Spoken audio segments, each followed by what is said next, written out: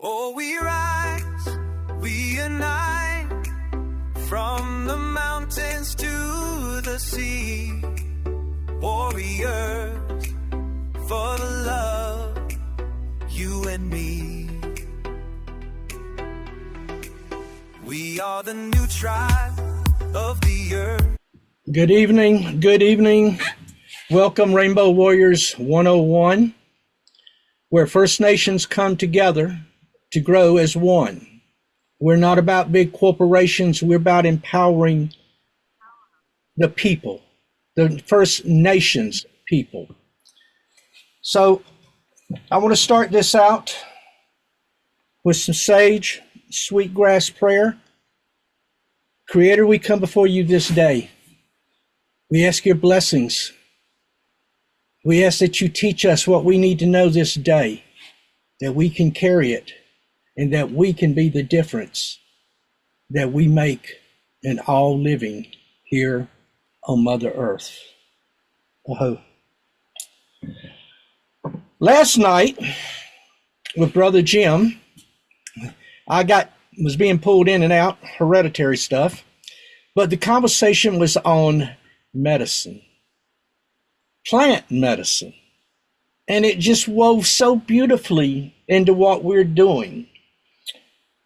And Brother Lance here, and I've been friends for quite some time. He is a scientist, holds patents. He has been consulted by governments and other agencies and groups.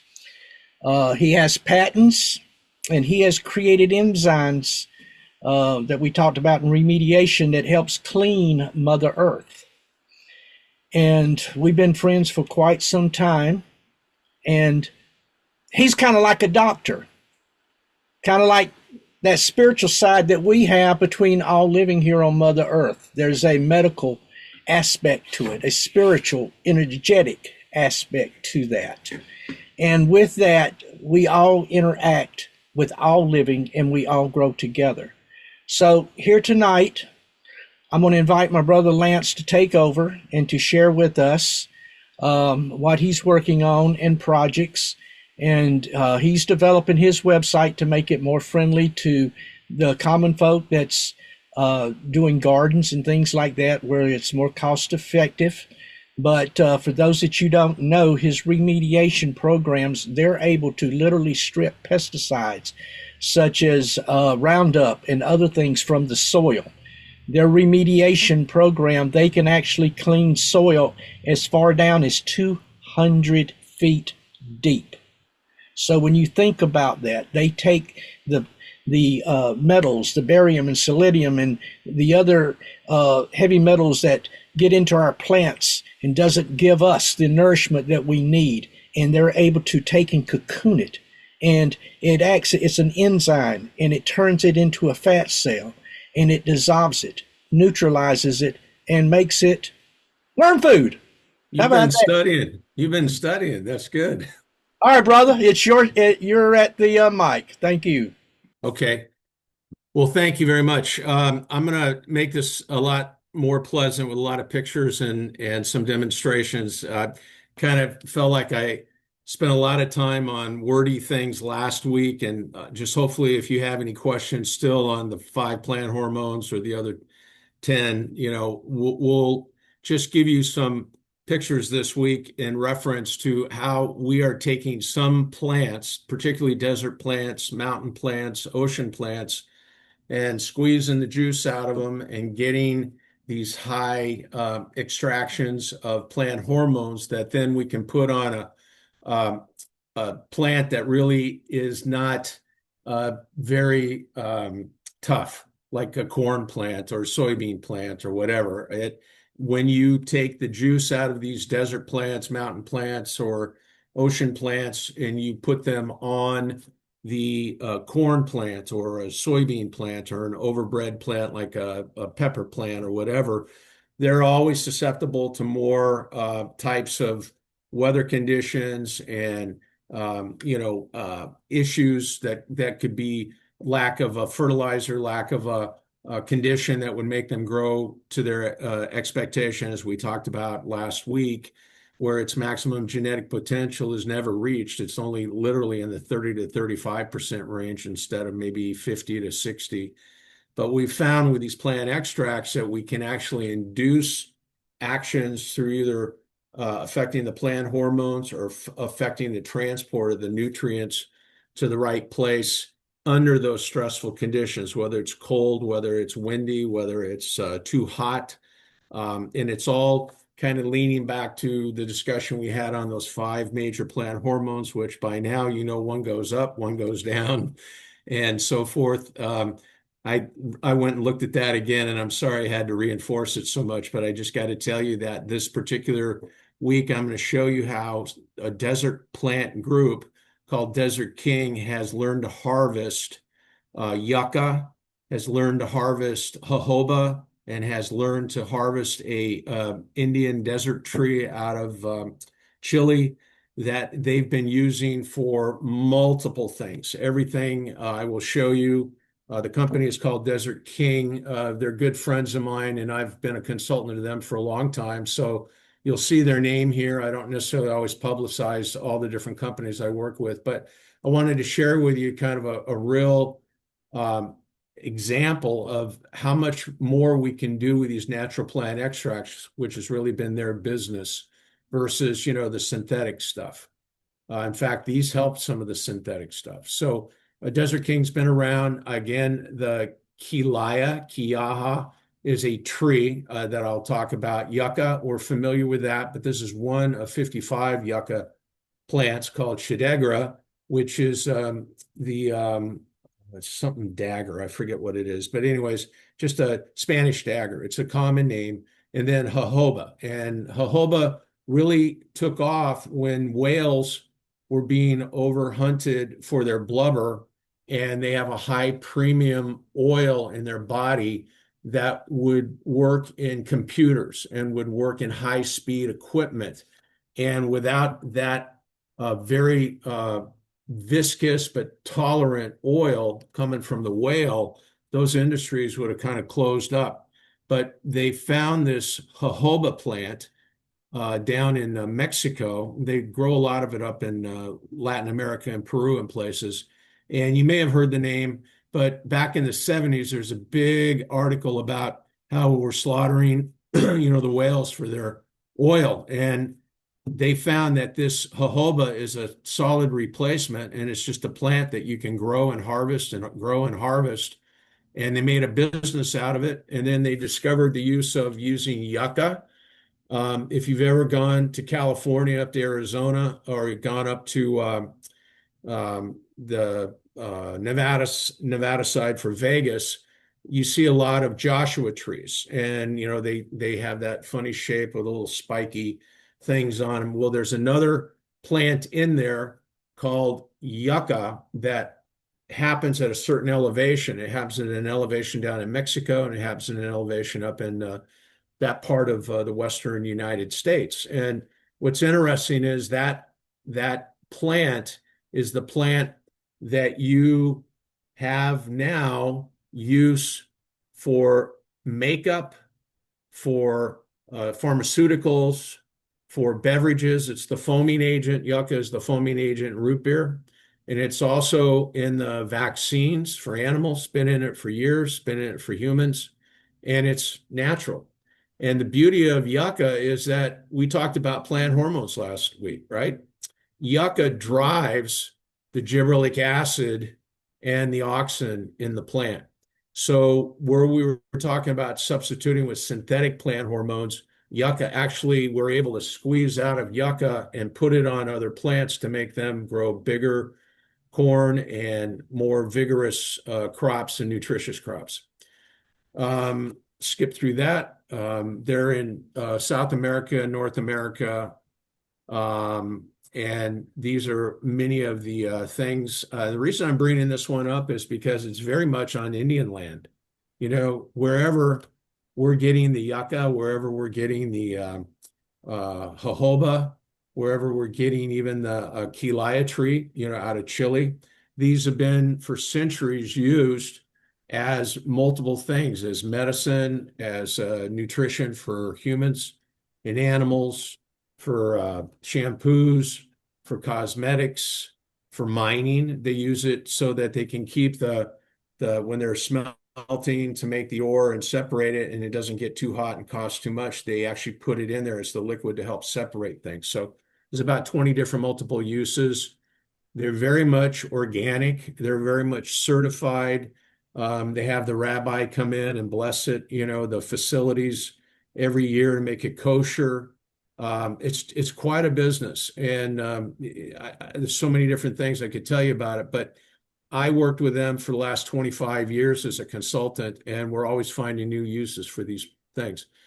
The Quilaya tree is one from Chile, and they harvest the cuttings, like a lot of the branches. They'll grind up the branches. On the yucca, they'll grind up the stalk. And in doing that, they don't get rid of the roots. They actually reproduce branches or reproduce what we call on yucca, these pups that are like rhizomes that shoot up. So every time you cut a yucca plant and you harvest the top, it shoots out 6 more plants. So it's actually regenerative as well. The purity of the products, particularly with the saponins, which is the main ingredient that I'm calling that foaming agent, or the liquid that keeps things separated and stable. The agricultural product is like one of the first phases. They grind it, they boil it more or less. They don't treat it with anything as far as an antiseptic or any kind of a preservative. They do a clean job of it and seal it. But as you go further across from environmental to personal care, food and beverage like Coke and root beer, or pharmaceutical like vaccines, they purify it more.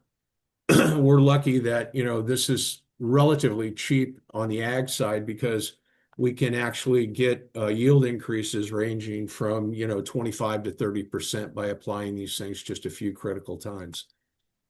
There's that foaming aspect. The 2 main products these days, even though they started with jojoba, they've kind of given that business. They just purchase it from Peru instead of growing it here anymore, but they still grow Quilaya trees in Chile, and they still grow the yucca in Mexico and up there in Northern California, Nevada, and Arizona. What I'm going to talk about mostly today is the growth stimulation. Since I led you on with the plant hormones, I wanted to show that, yes, we can do that with synthetic plant hormones, but isn't it nice that we actually can simulate that and actually have a more robust, just beyond the synthetic chemistry of the plant hormones we talked about last week, or the week before, I guess it was. We are looking at yucca, we're looking at the QL, which is the Quilaya, and we're looking at a combination product called the Grow Active. I could show you a lot of slides, but I'm just going to give you what I found. I made kind of a product combination, which is always fun. You get in the kitchen and see what they do at different rates. And we have a really interesting combination effect, because yucca gives you certain hormones, Quilaya gives you certain hormones, and each one of them has these certain protective characteristics that make them super effective on insect and nematode control if you combine them. So we call it Grow Active. So I'm going to just show you all the process, all the time, all the effort, all the paperwork, and all the government regulations to just get these natural products out into the marketplace, so that it's not unsafe. We know a lot about different industries, but I bet you didn't realize, that there's about 20 different industries from a natural desert plant that we're kind of dependent on. They used to use the Quilaya for the foaming agent and extinguishers back in the 50s and 60s, right? Until they made it synthetic. So it's been around a long time. Okay, I'm going to run through just a small group of quick demonstrations of what I think. Now, somebody asked me a couple of weeks ago, several did, where's my website to purchase these products? Well, I'm a consultant to these companies, and they have their websites. But I was talking to one of the owners of the company, and we feel like it's probably time to make a a little web page where people can get samples of the product or buy small volumes of this to try it out. And I think it'd be a great opportunity for both of us. We give you a bottle and you demonstrate it to yourself maybe, and then you come back and buy it. We'll give you some sample bottles.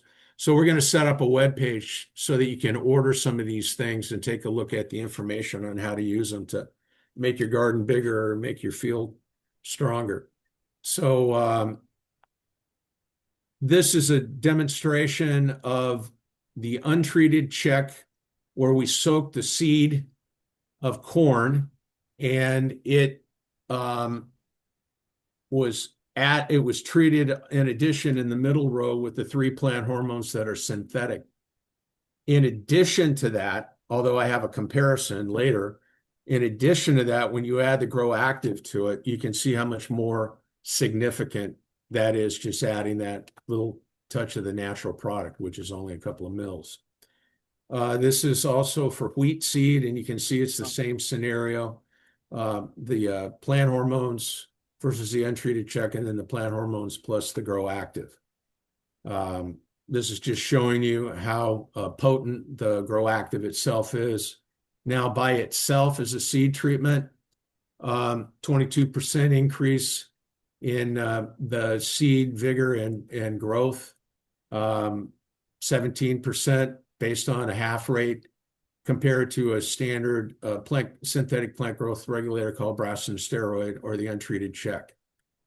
Again, this is another demonstration. As you look across, study done in South Carolina in your neck of the woods, we had great results with this two-way combination of yucca and Kelia called Grow Active at standing top of the herd. And I think I'll skip through this, but just show that we're looking at an untreated check over here on the right with the blue. We looked at a standard fungicide, not much physical difference with that. We looked at Grow Active at 2 different rates, and you can see how swiftly it climbs and doubles the growth and emergence. And then we also looked at a higher rate. So you can see it's a half an ounce, it's a 1 ounce, and it's a 2 ounce. And that's the thing with plant growth regulators, even if they're natural, at some point they start reversing the effect. The nice thing about the natural products are they have a much wider swath before it kind of goes backwards. And all it does is it means that it's growing more cells and it's enlarging. That's really what that is. This is a height test, and again, very, very similar results with that combination. This is a study we did on corn for shoot length, and again, you kind of see that nice curve, very early stages. This is for the plant weight from this, starting out with a shoot length and then eventually harvesting the plant weight, 51% yield increase. It's pretty spectacular. Same thing on measuring all the different root parts, just based on this rate difference. Here's some visuals. The untreated check to the left, the drench 10 days later with the Grow Active on the right. This is durum wheat. By the way, these are all done by university people for us. We had a gal at USDA as well that was doing some of the trial work for us. So this is all independent research. Increase in root tips, length of feeder roots. This is sweet corn.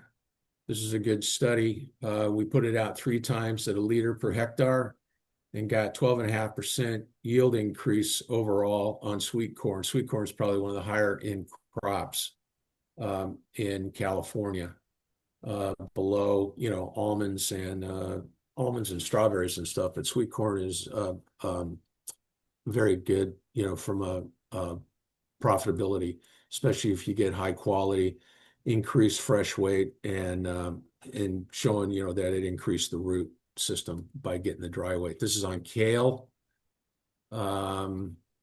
This is potted kale. We got a 31% increase on the fresh leaf. So this is something that we can send little bottles out to you guys. You can test it and we'll give you the rates. You can use an eyedropper. You put it in a bucket of water and sprinkle it out on the plants, or you can spray it with a mister. And I'd like to, get some of these out, maybe get 100 little bottles out to everybody so that they can have, an experience with it. And you'll see that not only is it very good at helping the plant through stress, cold, hot, too much shade, all those kind of things, but it's also showing very nice effects on some of the insect pests. They don't like it. It doesn't irritate them, but it actually stops them from growing. And yet you and I eat it and it doesn't bother us at all. Okay, so this is on snap beans, and you can see the increase in growth where we're just using yucca, and then yucca is GrowActive is the combination of yucca and the Kilai, and you can see the significant difference here. I think that's fairly impressive to me, especially, looking at the leaf area and the shoot area. There's a real synergy with these two products. This is hot peppers. Figured you'd like to see that. And this is out in Arizona on jalapenos. And these are the number of plants per foot. And then in the purple, it's the number of dead plants per foot. And you can see there was a nice improvement on survivorship with application of the GrowActive on these commercial fields of jalapeno peppers. This is the untreated, what do we got here? I'm sorry, foliar application, it's tons per acre. So this is with these 3 applications, we got what did we get? We got we got more than double. We got more than double. So, that's very impressive. This was market size, but market size and tonnage per acre, we more than doubled. The non-marketable small and the non-marketable reds. We still had some reds behind it. So just looking over all these things comparatively, you can see that using the product, you have the potential in your backyard garden to double your yield by just using a couple of 3 applications of this product. It's not expensive. This bluegrass, and you can see on the roots, the improvement of the GrowActive and just a massive root system, which, your roots are the brains of the plant, that we talked about last week, compared to the untreated check, just with a drench. These are almonds. We had a very nice increase, 22% increase in yield on almonds. This is wine grapes, had a 40% yield increase in weight. And color maturity was good. It wasn't, a lot of times if you increase the size of certain fruit, they'll be delayed and they'll be greener rather than red, where it was just the opposite here. We had a better increase on the red, and so it finished earlier and bigger. Just a color code for table grapes. And we also showed a little slight increase in the Brix. If you look at the top, it's 17.6 degrees Brix or sugar versus 18.2. So that's a lot of times that's real significant. That might be a week earlier to harvest the grapes when they reach the maturity they're looking for on sugar. Skip this. Another table grape study, different parts. This is doubling the yield on the table grapes. The berry weight was 48% increase.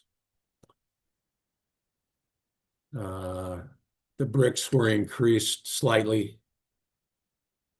A lot of times, again, when you increase the size, it delays the Brix. Didn't do this. And also, this is just another example. If we use this on citrus nematode, which is a nematode that attacks both grapes and citrus, we can see we're starting to lower the we're having an effect on the juvenile nematodes. That study played out to be very significant. We also are increasing the uptake of boron and zinc when we use this GrowActive product. We have a 60% increase in boron when we add GrowActive to it. And when we add just straight Kilaya, we get 52%. And remember, Kilaya is just one part in combination with Yucca is the GrowActive. So the combination is better than just the Kilaya by itself. Here's boron, and we're increasing with GrowActive the amount of boron that gets into the plant, penetrates into the plant, 65% increase. And on zinc, which you guys all should be using, boron and zinc with foliar applications, we had a 400% increase in zinc with GrowActive. And zinc actually is the main character as far as the metals, along with tryptophan, that makes the auxin, and the auxin's the thumb that makes everything grow. So that's it. So I thought I would go through that. You'll have that available to you. I wanted to let you know these are native plants. Certainly the yucca is very familiar to all of us, throughout the states here. That Kilaya tree is more indicative of South America, but we do have Kilaya trees up here, and we've been breeding them and trying to get them to, we've been working at Palo Alto, let's see, University of San Francisco, I think is where we were doing some of the breeding programs. So I think it's just been a great experience for me to really see and expand their business by, taking my niche and starting to look at it and see how it controls insects, how it moves nutrients, how it improves roots, how it, we'll put this product on before a freeze and we can go down to like 34 degrees. So you can take either Kilaya or GrowActive or Yucca, spray it on a tree as the temperatures are dropping below, or a shrub, temperatures are dropping below 32. And we've been able to go down to 24 degrees Fahrenheit overnight. And the next day, the plants have kind of weakened and dropped down. But the minute the sun comes out, the ones that have been frozen drop, they fall, because the ice crystals start to break up the cells, but it doesn't happen with the yucca. So when you have a freeze, you can go out and spray the plants, especially if you have a quick freeze where you're not expecting it, and take a little bit of this product and spray it out at like 0.5%, and it will protect the plants down to, like 34 degrees Fahrenheit. And let's see, what else? It works on snails and slugs. They don't like it. It has these heavy tannins, and it's like pouring salt on a slug. So it was coincidental. I was doing a snail trial, had about 300 snails, and I put them in different pots with different plants. It happened to be a kale plant, and they love kale.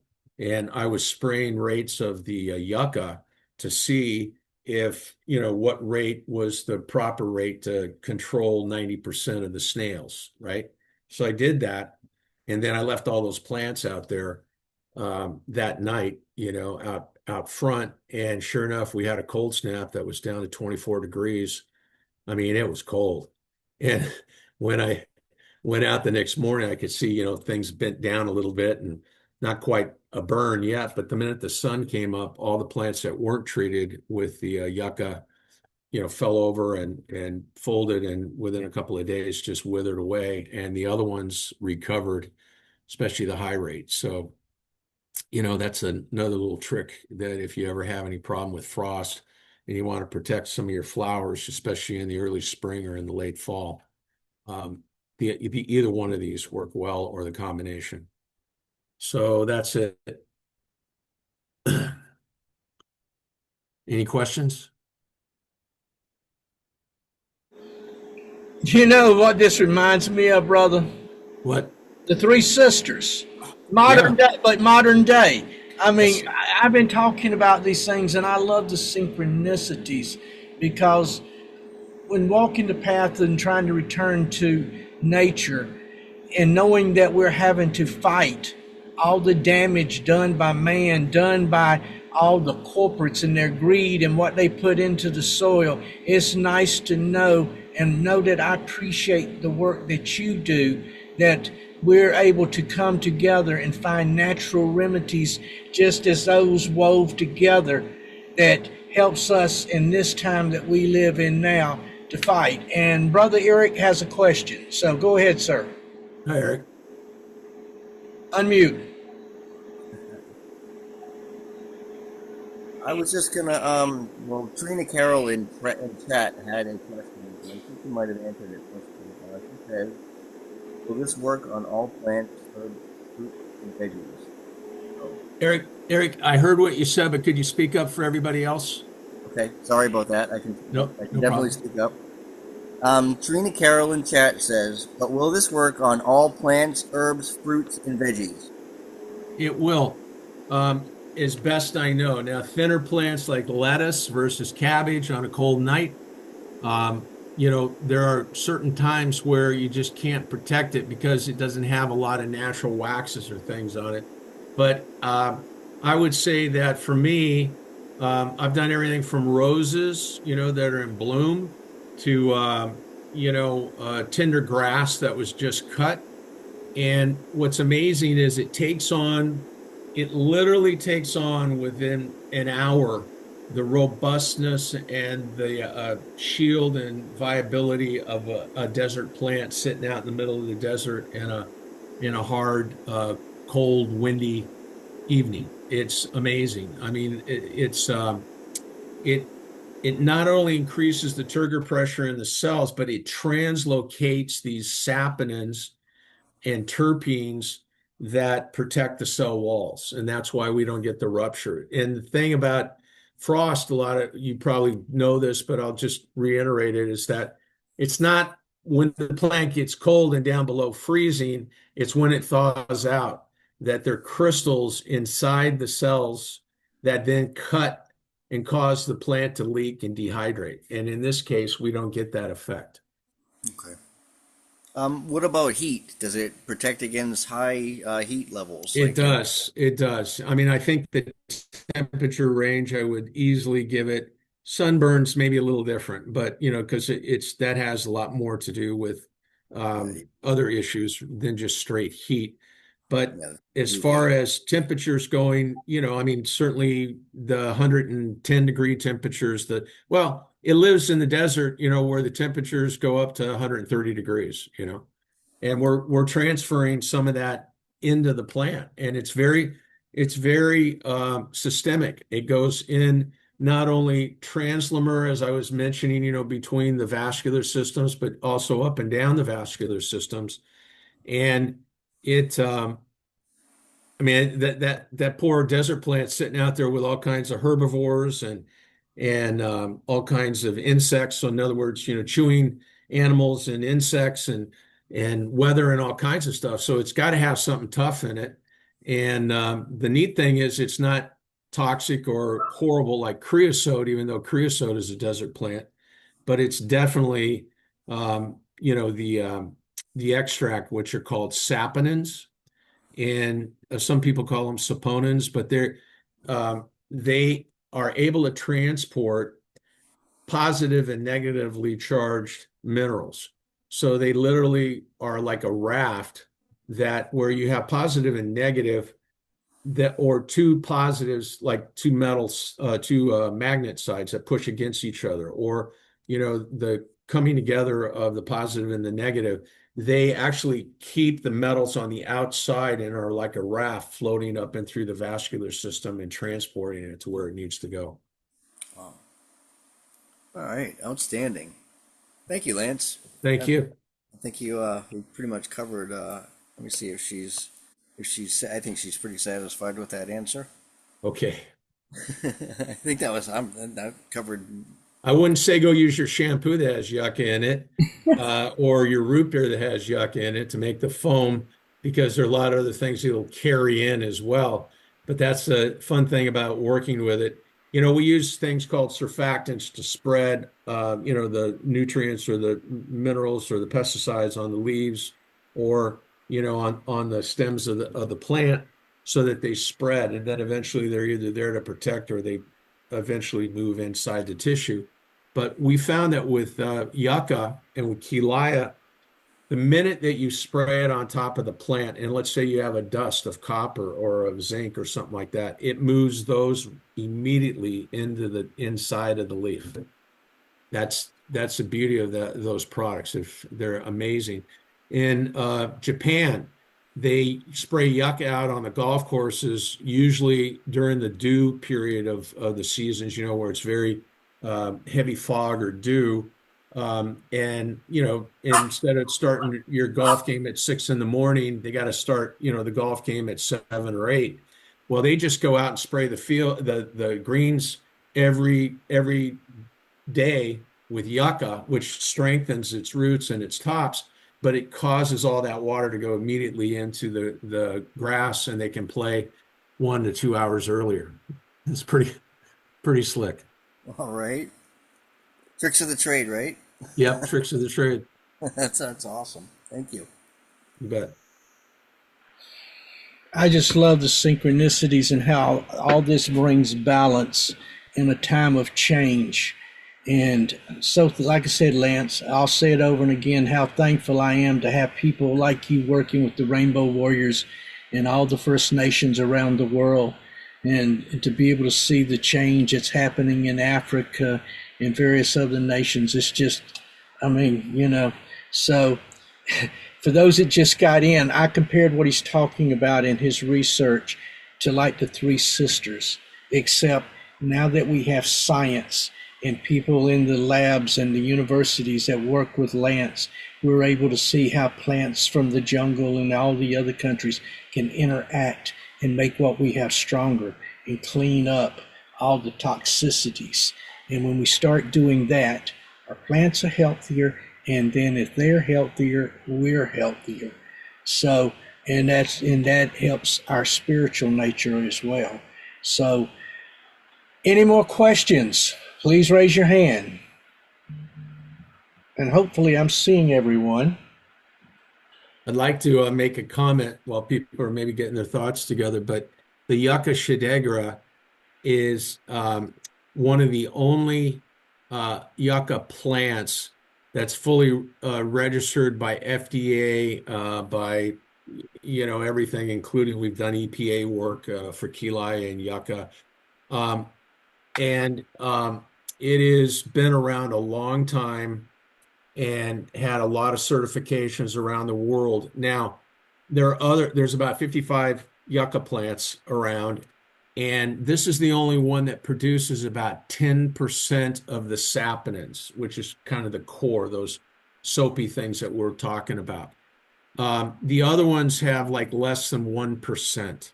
And it's unique that key laya is another one that has a very high concentration of saponin, but maybe some other similar tree or in the same family doesn't. So it's not to say that maybe you have a yucca plant that's in the yard somewhere and you're going, well, maybe I'll just grind this up, squeeze it, dry it up, squeeze it and put it in water and maybe it'll foam up. You got to be very careful because there's a lot of poisons in some of those desert plants. This one doesn't have those, nor does the key laya, but just a word of caution. This one is the yucca. You can see the name shedegera, or shedagera, I call it, but Shidegera. And that's the yucca that you see on the back of your bottle of your, dad's root beer, or you also see on cream soda, the thicker, denser foam is the key laya and the yucca. Lance, someone in the chat room was asking the name of that product again, the stimulant. And it's called Grow Active, and it's the combination of the two products. All right, and Tina would like to buy some. Tina, as they're building the website now. This is something we've been talking about the last 2 weeks because they've been involved in commercial farming and all of those. Now that we're working with First Nations and people in smaller areas, it makes more sense for them to be able to sell bottles to individuals. So this is something that's in the works, and as this comes together, all of these things will be posted on the Rainbow Warrior site. Now, Lance, I'd like to go back to meeting 1, and I'd like for you to take 5 minutes, 10 minutes, and share about the remediation and the enzyme and what it does and how it cleans up. I know Dr. Will is involved with thousands of acres out at White Pine. Y'all working on a project in California that was a dump site, and they want to turn into a low-end housing, I believe. Yeah, And- low-income housing track.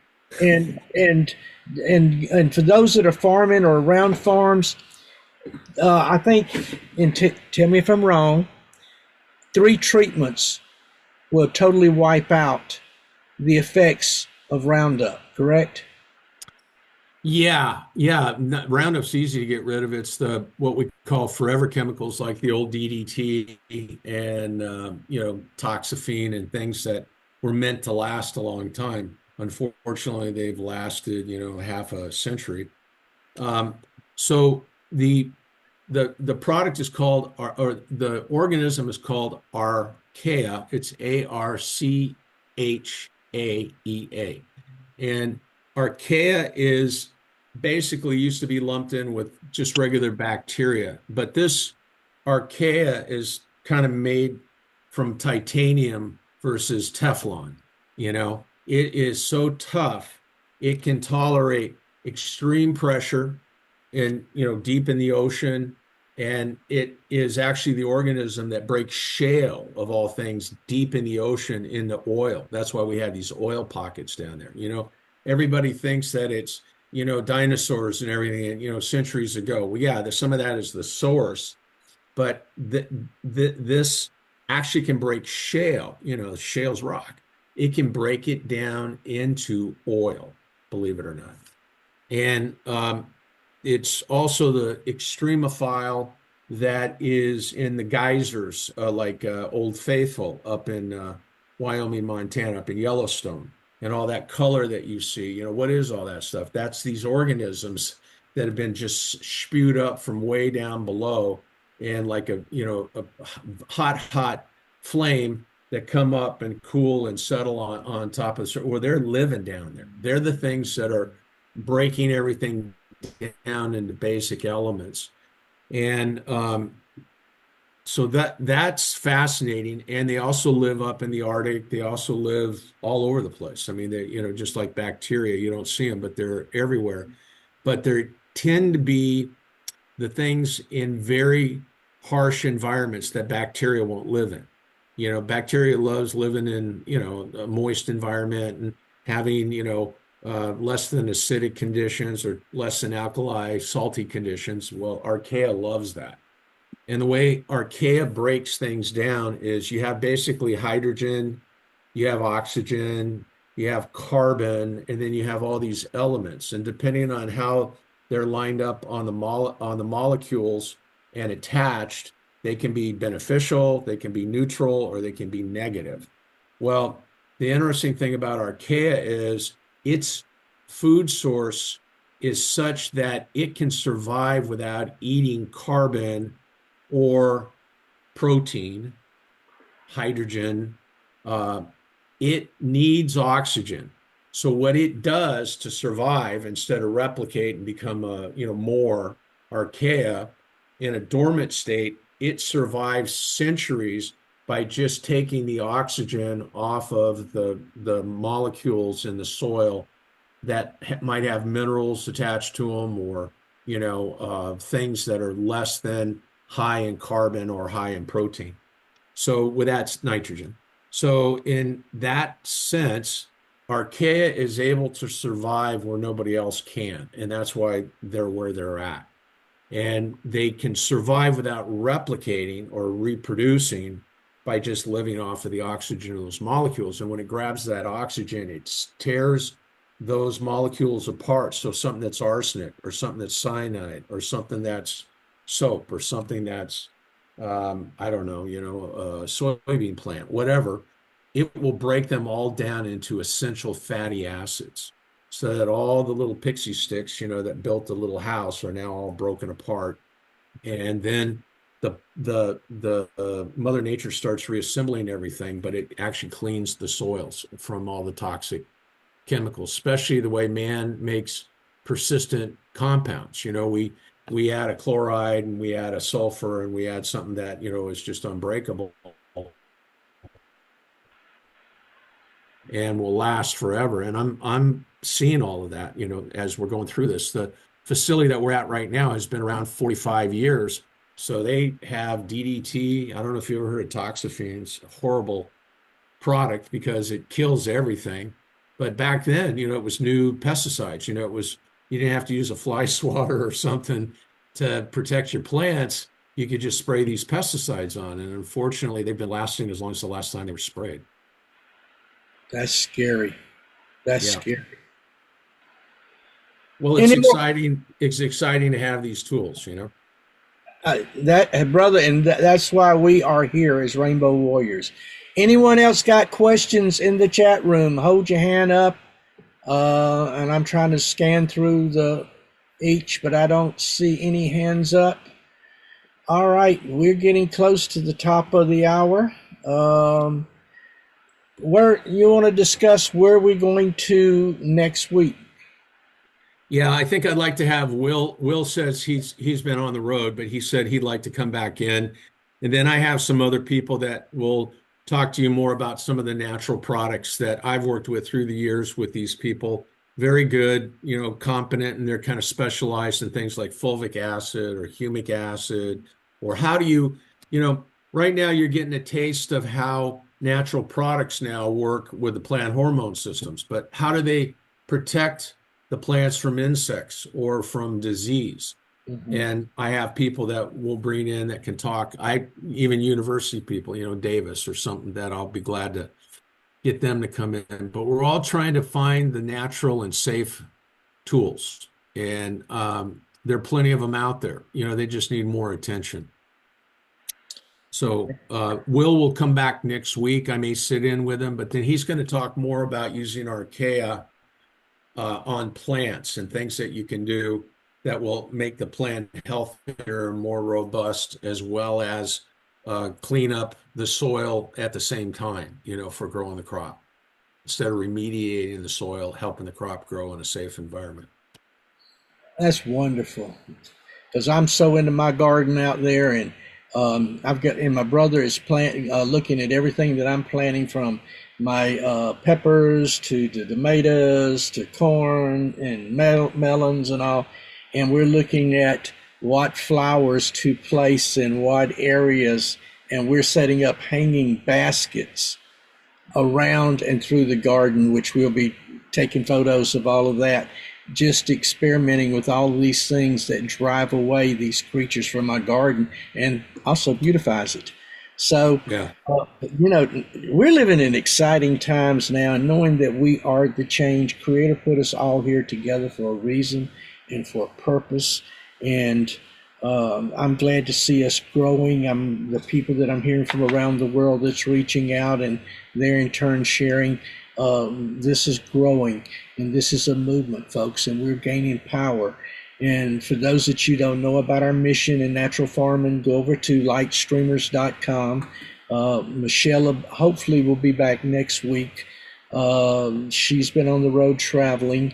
And those that don't know, her grandmother, her Baba, passed, and she was almost to her when she transitioned. So keep her in your thoughts and prayers.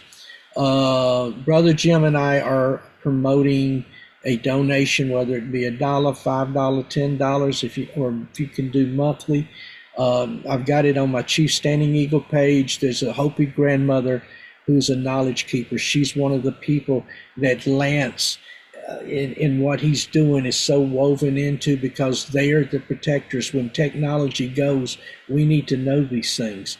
And we got so many areas that we're going to go into, and how the plants interact, how you take water with lemon and mint and those things, and what they do, and how you prep it, and what it would do to you internally in your organs. So we're going to be getting into plant medicine. We're going to be getting into areas of beyond agriculture, but into how to create industry for First Nations. And there's some exciting things going on that I'm working with General Baker and the World Hereditary. I'll be meeting with Sasha Stone. We'll be in Florida. We'll be in Florida May 8th, 9th, and 10th. I'll be at the movie premiere there in Palm Beach. Lower State powwow next weekend. I got a wedding this weekend, and then I'll be at the Iroquois Cherokee powwow upstate, and then the following weekend we will be at the Body and Soul Expo in Palm Beach. So I love meeting people, hanging out. If you're hanging out, you'll see Z. She's there with me and a few other friends. So I appreciate everyone coming here. This video will be up sometime tomorrow. It's also on Rumble. It's on YouTube.